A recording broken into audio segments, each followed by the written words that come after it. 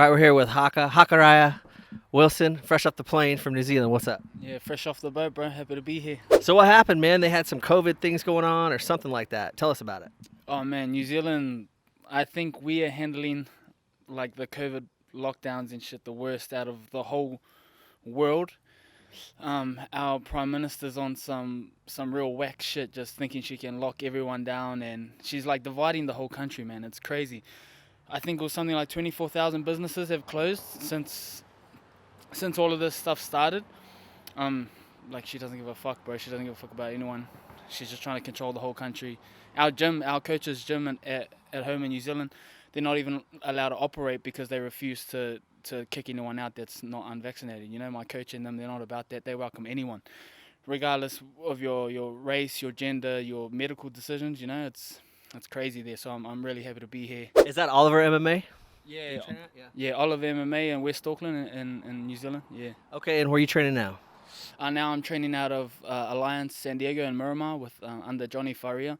I'm really lucky for Johnny. You know, he's done a lot for us here, and lucky to have JJ take me under his wing and chuck me in a spare room in his house, man. I'm cracking it so far. And that's where we're at right now. We're at JJ Wilson's house, and you're living here now, right? And you just left. And how old are you? 23? Yeah, I'm 23, fresh off the boat from New Zealand. Fortunate enough to have a brother, generous as JJ, just letting me live in his spare room in his house, and I kind of just cash in on the free privates. You know, wherever he goes, I just jump in the car with him. I don't have a car yet, so I jump in the car with him. We go around to J-Flow to train with him, to train with Janix, and then we go train with Johnny, and I just kind of sneak in on all his private sessions for free, and man, I'm learning so much. I'm like leveling up every day, and I'm just fucking stoked to be here. Cool. So what's the plan? When are you going to fight? As soon as possible. I'm talking to a management company at the moment.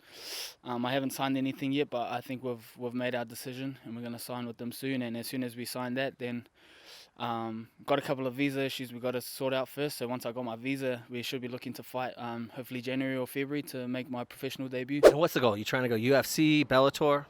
I want to go Bellator. You know, I've kind of like whatever JJ's done, I've kind of followed him. You know, ever since I started out in the sport. So I think, you know, if it ain't broke, don't fix it. So I'm just gonna carry on, just doing whatever he does, and I think that's a good route. You know, like Israel Adesanya kind of, not that he fought in Bellator, but he kind of touched on that subject. Like a lot of the fighters kind of take that UFC opportunity as soon as it prevents itself, and then they lose one or two fights, they get cut, and once they're cut, they kind of, you know, don't really recover from that.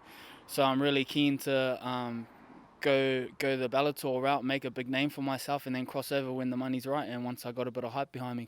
Right on, man. And you had an interesting story. You told me that you were training in Thailand, and you ran into AJ Matthews. Yeah. So you've been training for a while, and you had a cool story about him. Bro, so I actually thought AJ was Maori. So I was over there, I was 17, just running amok, no idea what I was up to. But I kind of wanted to follow this fighting thing, so instead of going to uni, I blew all my money on like tickets to Thailand, accommodation. I stayed there for as long as I could. And I was hitting the bag one day, and I looked over and I was like, man, this kind of looks like a Maori. So I hit him up. I was like, bro, are you from New Zealand? And he was like, no, I'm from America, blah, blah, blah. But like, Thailand could be it was quite a hostile environment sometimes. You know, a lot of the professional fighters didn't really make a lot of time for the younger guys coming up, and AJ was just like, he was such a good cunt straight off the bat. He was just really cool, no ego, like always stopped and talked to me. So I'm keen to do some more training with him now that we're in the same place. We've seen a lot of guys come out of Dagestan, a lot of fighters as of late, with Khabib and all the guys on his team. And now it seems like you also are continuing the legacy of all the great fighters from New Zealand.